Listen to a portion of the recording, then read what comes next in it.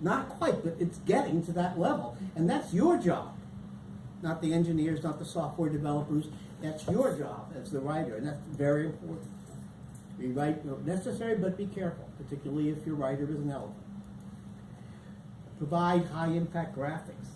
That's huge, and it's huger than it ever was in a world where written communication is gradually disappearing in favor of text messaging and emojis and all that crap. Social media. Don't be jealous, Dan. Check for, oh, here you go, Deborah. The consistency across volumes.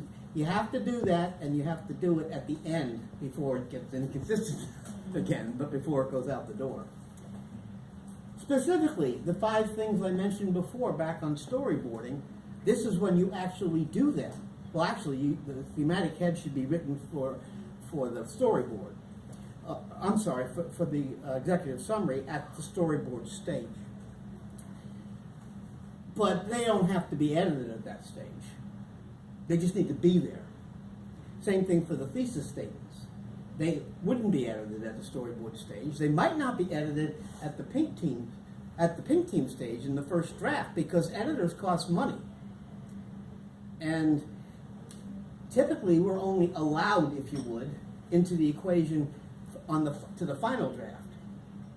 I used to fight over that because on a really big proposal, that's too late. You got to be in there on the storyboards, at least look at them.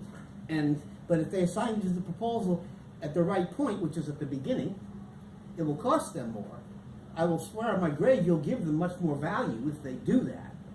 Now, I used to write executive summaries. Now, how the hell could I do that if I joined the program 3 weeks before the proposal went out and didn't know what the heck I was talking about?